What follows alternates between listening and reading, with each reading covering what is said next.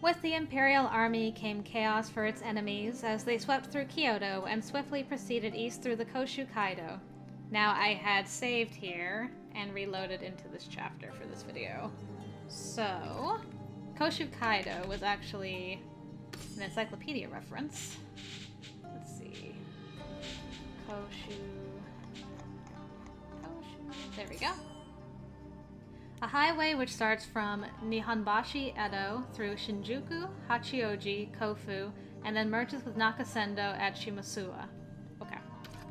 And because we're in a new thing... Warrior record, I think? No, yes, warrior record. Alright, we halfway there, even though he threatened us with a knife and stuff and went a little crazy. That's okay. We're getting there. The Shinsengumi rebranded itself as the Koyo Regulatory Company, enticed by glory from their former employer to subdue their imperial foes. The outcome of the battle in Kofu, however, left the Shinsengumi with neither a castle nor any army to fill it, and they licked the wounds of their defeat and disgrace. The window of time in which our men had put up a capable fight was fleeting, and soon imperial forces pushed us into an embarrassing retreat. During the retreat, Yamazaki and I were separated from the rest of the troop, dragging our exhausted bodies back to Edo, hoping for a spot of good news. Just a spot. Our return trip took several days, and by the end of it my feet were aching and haggard. Haggard feet. It's a new one. Gravest apologies, Commander. In spite of every warning you prescribed, it was our fault that the battle began prematurely. We failed you, sir. It was so selfish of us. Chin up, Yamazaki. You're not responsible for the defeat. That falls on my shoulders. Here I was, rushing to gather reinforcements, and those bastards didn't bother lifting a finger. Besides, you held the back line while Kondo got to safety, didn't you? I've got no reason to reprimand you. You did your job. No. As their conversation bounced back and forth in the background, I gazed around the common room. The only other men standing in the room were Saito and Shimada, whose glum expressions were directed at the floor. Uh-oh. We had to accept whatever good news we could find. In our case, it was that all of the captains had presumably exited the battle unscathed, including Kondo. Our men were bruised, but still alive. There was no time to wallow in our relief, though, and both Yamazaki and I described our mysterious encounter with from Kazuma, including his revelation. So, Kodo has proved himself to be a turncoat, and is creating an army of furies for the Imperial Army. Kazuma and Amagiri may have accurate sources, but are we sure that we can trust their word? I would think so. I see no reason for them to lie to us, nor do they have anything to gain in doing so. I think all of us are in agreement that this update of Kodo's whereabouts was quite unexpected. Lest we forget, Kodo is Yukimura's father. I appreciate your concern, but I'm okay.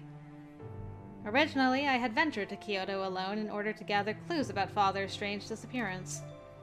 4 years of investigation produced no results, and only recently had I learned anything about him. Needless to say, it was a little deflating for my first lead to be an indictment on his nefarious activities. Creating the Water of Life was merely the first step. He threatens to turn half our population to monsters.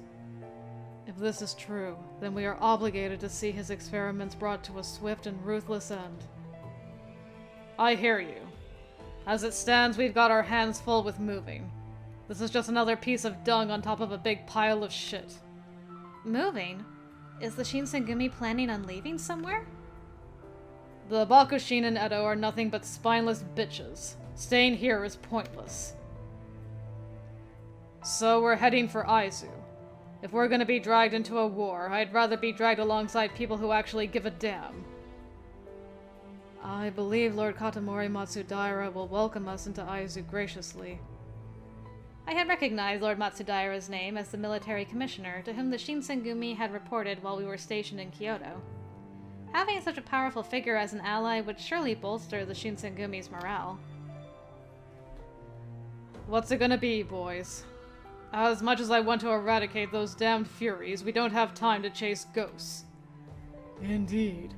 As it stands, we possess an insufficient amount of information in order to pursue this fully.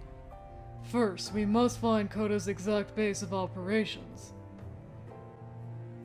Then please permit Yukimura and myself to gather more information about his whereabouts. Yamazaki's suggestion was immediately met with a dubious expression from Saito, whose eyes thinned. Don't tell me that either of you seriously intend on searching for him yourselves. Attempting to grab the serpent with your bare hands will only leave you bitten. Don't overestimate yourself. I get it.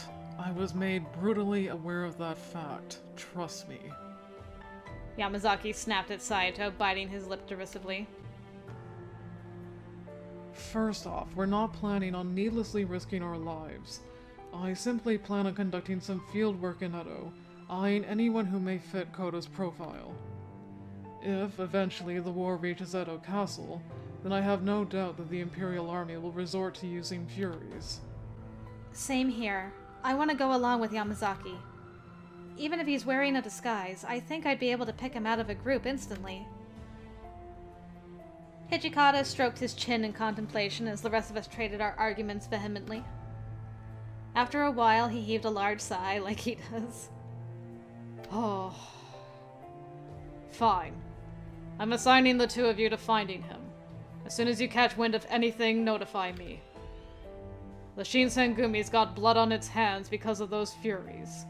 It's up to us to wash them clean. Aye, aye. And we're off. Days had passed since Hijikata assigned everyone to their next order of business.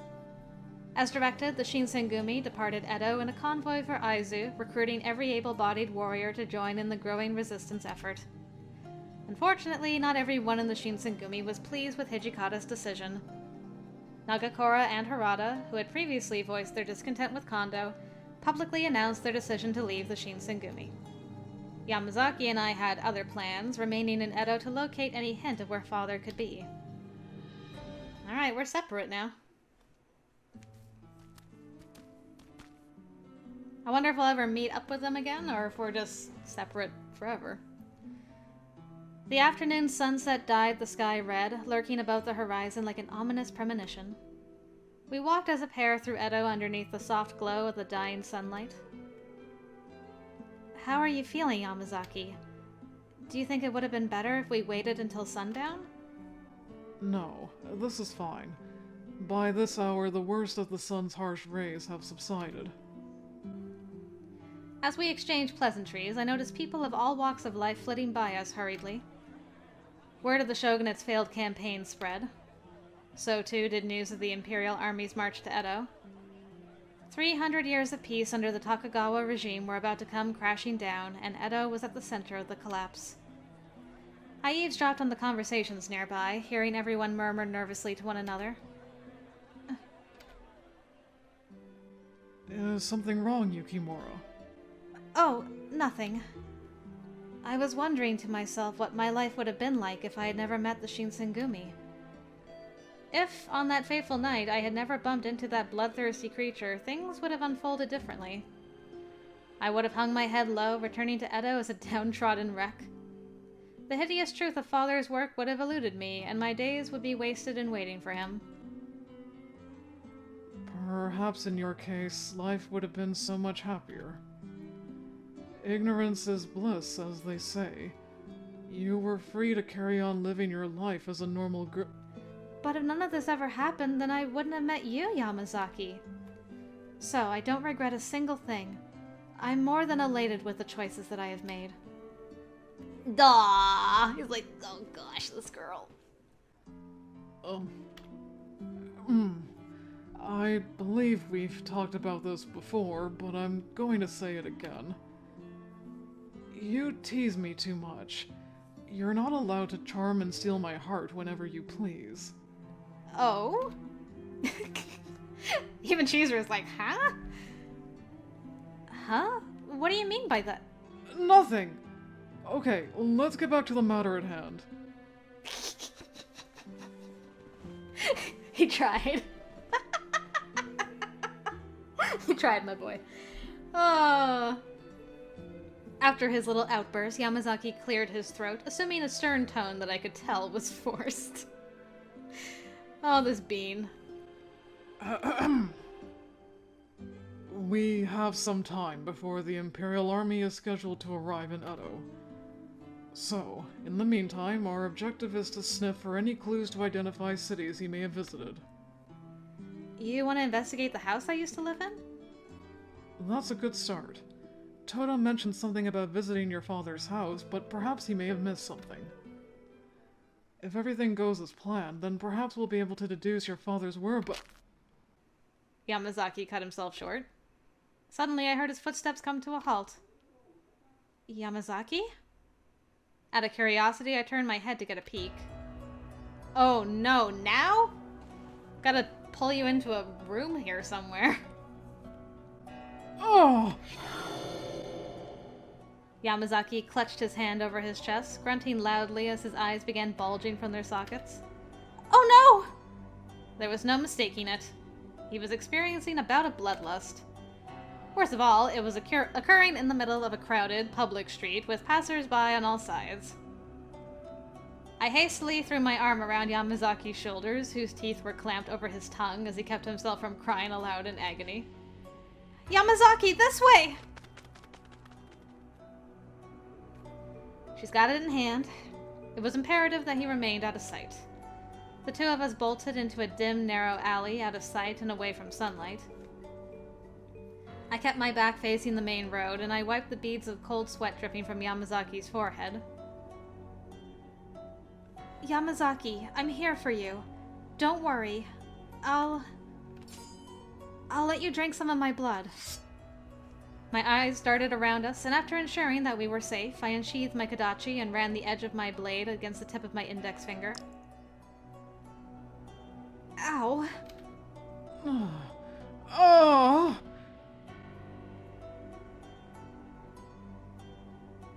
He flicked his tongue at my cut, taking soft sips of my blood as it trickled into his lips. There was something naughty about how eagerly he sucked my blood, gently nibbling on the fingertip. Yamazaki. I couldn't help but think of the townsfolk bouncing to and from their destinations in the background, so I started growing nervous. Good grief. Oh. Yamazaki? I think you need to hurry, or someone's going to see us. I know, but more. Just a little more. I relented, feeling the pressure of his lips pinching my finger as it raced up my arm. As he finished, his pale face was beginning to regain color. In a public place. Good grief. The side effects of his affliction were taking a larger toll on his body than I could have imagined. Yamazaki fell unconscious on my lap, dropping like a stone to the floor. I panicked, shifting my eyes. Well, that's new. Had anyone seen us? Did anyone hear the howl of his raspy voice? Regardless of either question, it was pertinent that we moved out of sight. I took a deep breath, inhaling as I threw Yamazaki's arm over his shoulder. Over his shoulder? My shoulder, and supported his weight. Just gonna throw his own arm over his own shoulder. His frame may have been smaller than some of the other Shinsengumi men, but dead weight is no joke. I mustered all of my grit, considering there was no one around us who could help. The Shinsengumi had migrated north for Aizu. Both Nagakura and Harada vacated their positions, and Okita was still bedridden, ill with a respiratory disease. For once, I had only myself to rely upon. I hadn't taken 2 steps before my body started aching, and just when I thought I would faint. Hey, is that man okay? Here, let me help you carry him. Is there a clinic or something nearby? I tensed, gradually turning my head over my shoulder. Is it that guy who was a friend of the Shinsengumi way back when they were originally formed, whose name escapes me, but he has a really cute girl whose name also escapes me. The amiable voice calling out to us belonged to a young man not too much older than Yamazaki or myself. Yes, it is you! Why can I never remember your name? I feel so bad.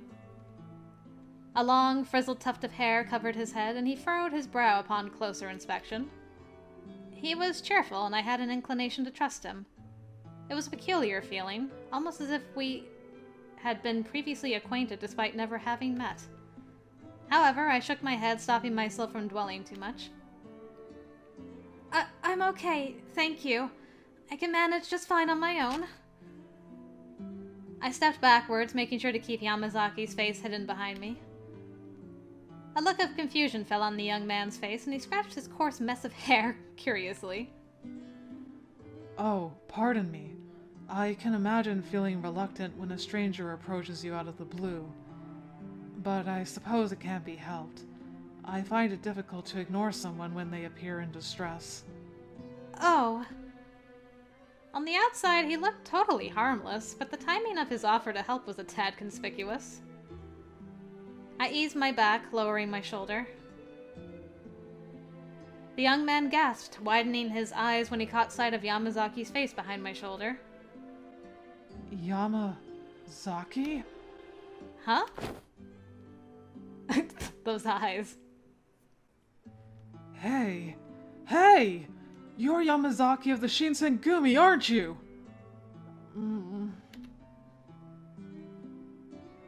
Ibuki? Ibuki, that's it. Yeah, that's right!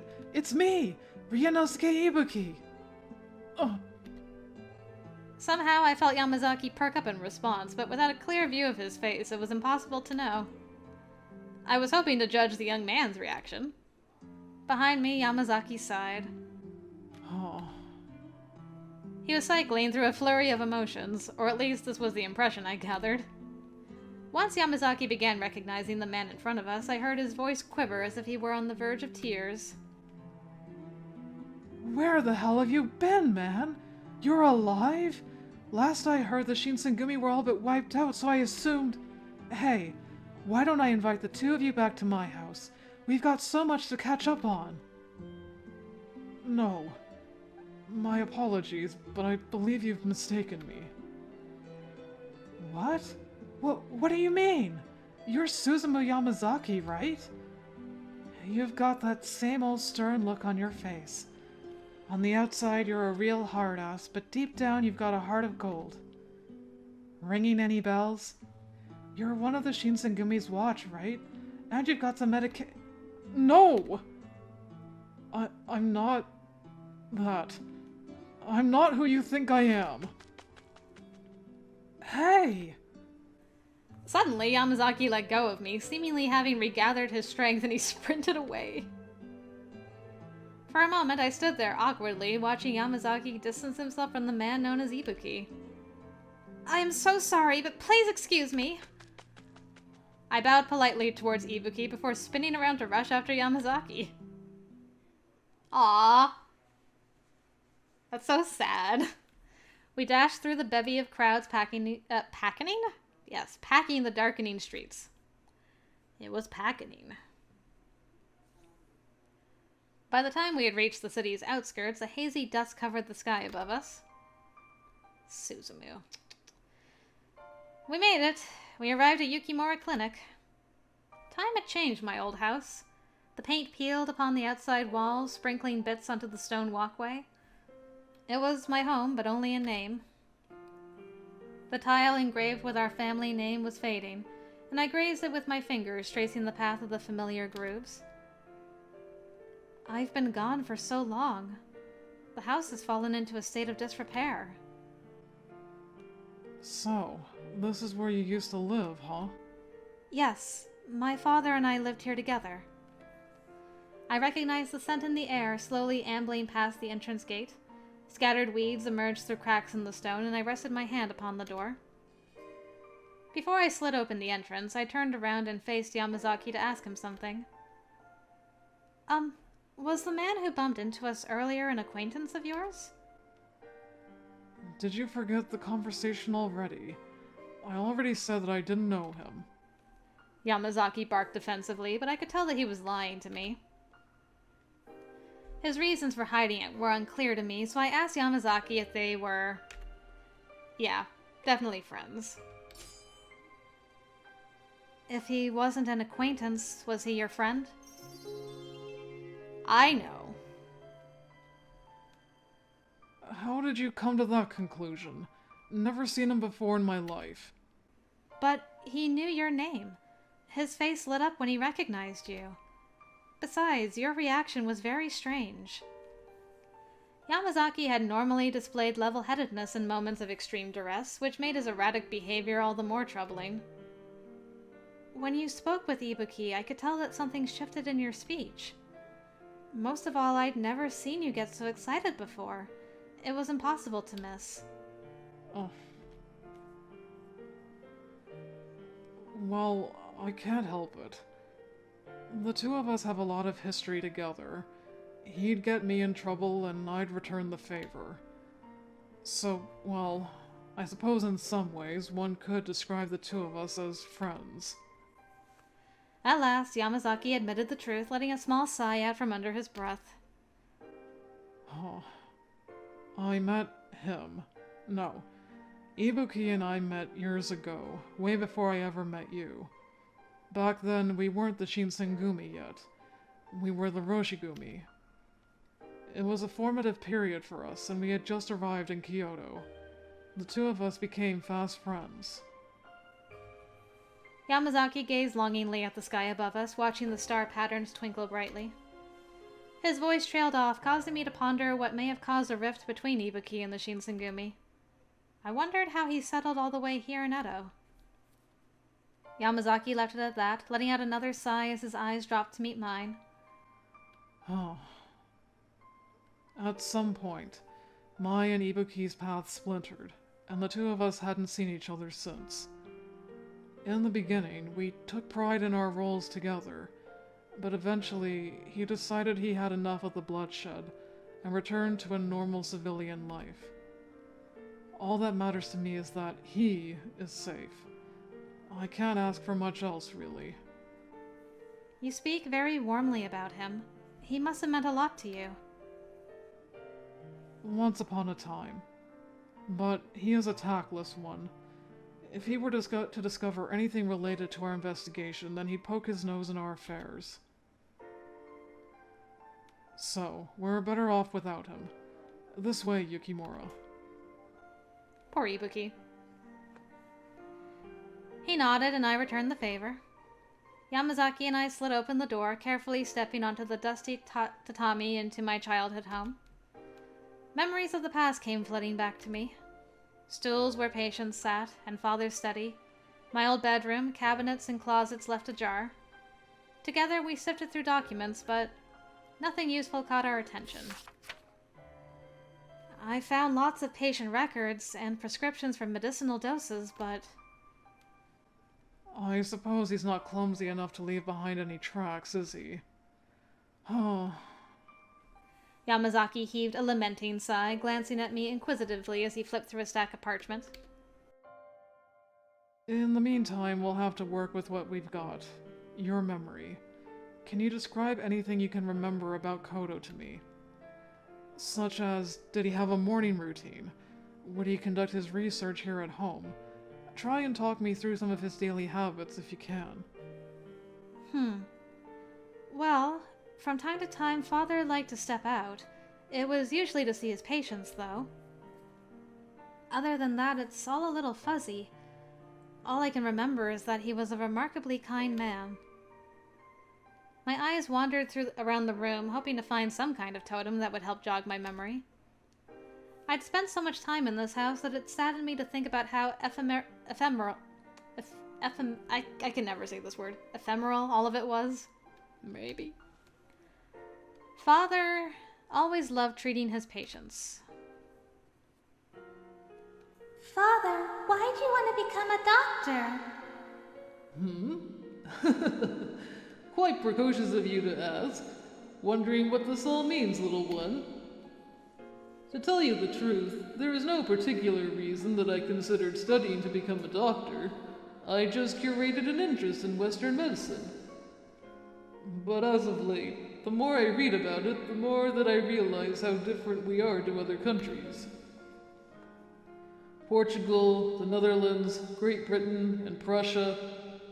Many other nations have their sights fixed on our own country. This, I assume, will come to mean that our land has an important role to play in our world's future.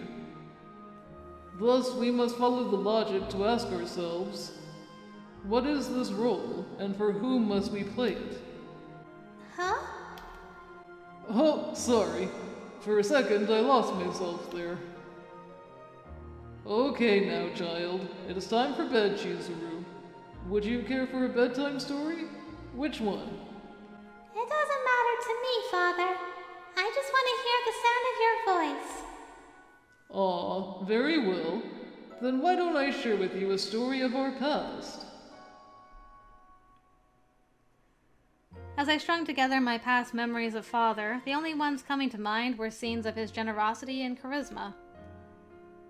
My eyes slowly drooped downwards, and I shook my head as I muttered in a hushed tone. He truly loved me. Day in and day out, he would treat his patients, but somehow he always found time for me, too. I remember when I prepared dinner for the first time. He ate the charred fish, licking his lips and insisting that he loved it, even though it was terrible. Whenever I fell ill, he would keep a lantern by my bedside, staying up with me all night until I slept. I felt like I was excavating myself, sifting for clues in places where there weren't. I only saw his smile. Still, I needed to remind myself why I was here. If he truly wishes to change this country into one filled with furies, does that undo all of the good he's ever done? Was any of it real? No one can say for certain. We'll have to ask him when we see him. Yamazaki took a small step close to me. As I trembled with anxiety, he closed the distance between us. Okay, when the floorboard creaked, I was like, he found the secret stash that Sanan did. No, he just came to comfort me. I was focused on science still. Oh, this is so cute. They're so close in height. He didn't lift a finger. Instead, he whispered, bringing our two faces within inches of each other. Something was compelling me to grab onto him, but I feared acting too presumptuously. If you feel like crying, then by all means. I can offer you a shoulder to lean on, if nothing else. Aww. I took solace knowing that Yamazaki and I could unequivocally agree upon one thing. Father had committed egregious sins that threatened our way of life and violated human order. So sweet. I'm so sorry, Yamazaki. Is it okay if we just stay like this? For a little while? As long as your heart desires. Yamazaki softly wrapped his arms around me. With a gentle finger, he pushed the tears off my cheek. As much as I hated to admit it, I was overwhelmed with emotion, crushed by a lifetime of meaningless memories that were wilting and fading with time. If only I could retreat into the comfort of Yamazaki's frail, loving embrace until the end of time. Don't call your booze embrace frail. Chizuru.